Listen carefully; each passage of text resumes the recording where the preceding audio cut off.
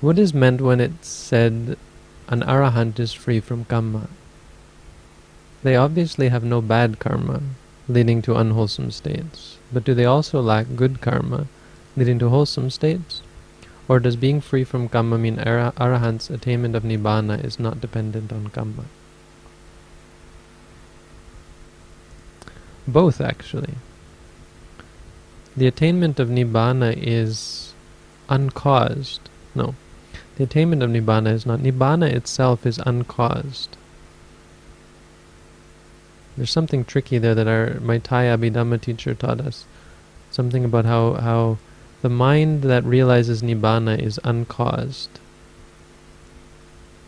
And I may be totally, because my Thai wasn't very good at the time, so I may be totally misunderstood it. That's why we need Nadia to come here. There's a nun in Thailand. If anyone goes to Wat Lampung, tell her she has to fly to Sri Lanka and teach us all Abhidhamma.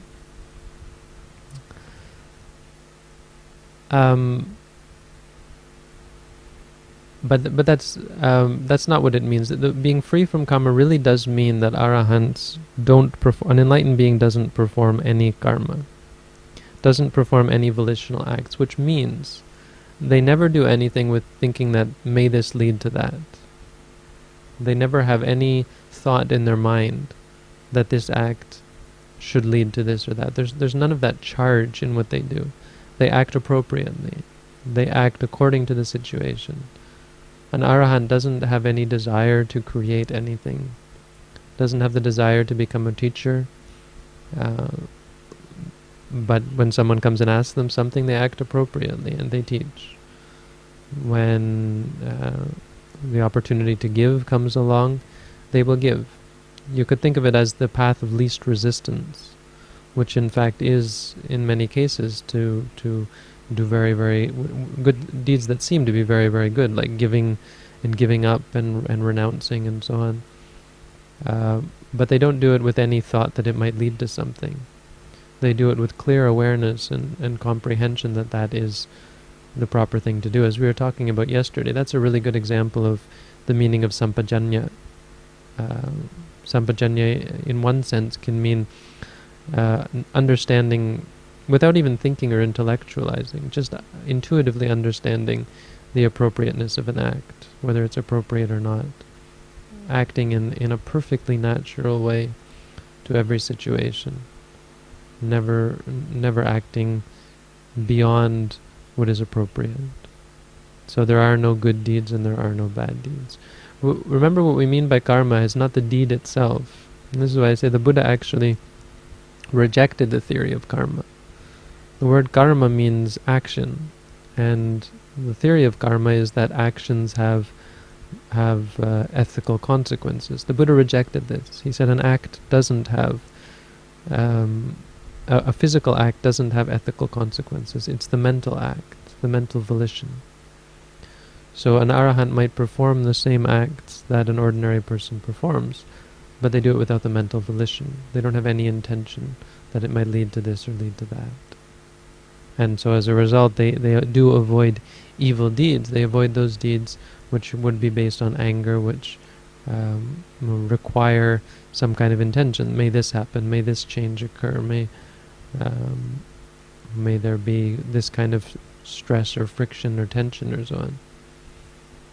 And an Arahant doesn't do these things. He naturally avoids evil and naturally undertakes, because that's the point of goodness is something that leads to happiness, and evil is something that leads to suffering. So they naturally avoid that which leads to suffering and naturally take up that, because no one would ever create suffering if they knew it was causing suffering. It's because we don't understand, we're not clear that it's leading to our detriment. An Arahant is free from that. So, no good karma, no bad karma, but to all external appearances, it seems like they're doing a lot of good karma. But you can see the difference. I mean, I don't know that I've ever met an Arahant, but if you look at people who are quite advanced, you can see that they're really detached from it. They're really free from any cares about what's going to happen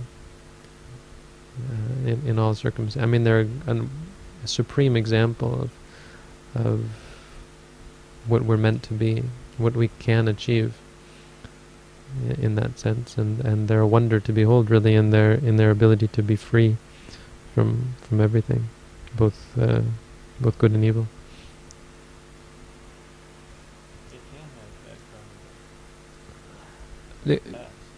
Well, no, you have to see. This is what I think he did. I think he has the right understanding there. Bad karma, as we understand it, good karma. It's important to clarify this. Good karma, bad karma, refers to the deeds.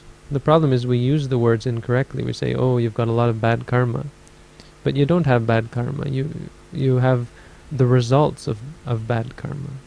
So the Arahant can still experience the results of past bad karma.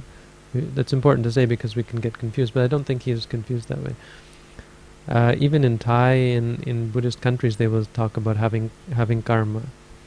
The truth is, you can't have karma. You do karma. Karma is the action. Yeah, it's nitpicking. I mean, it depends on what you mean. If by bad karma you mean the action itself, then no, they don't have those. If by having bad karma you mean having done bad karma that's going to lead them to suffer, for sure they can. Angulimala is a good example. I've got a video. I'll try to publish this video with subtitles of this Thai movie of Angulimala. It's a really good movie.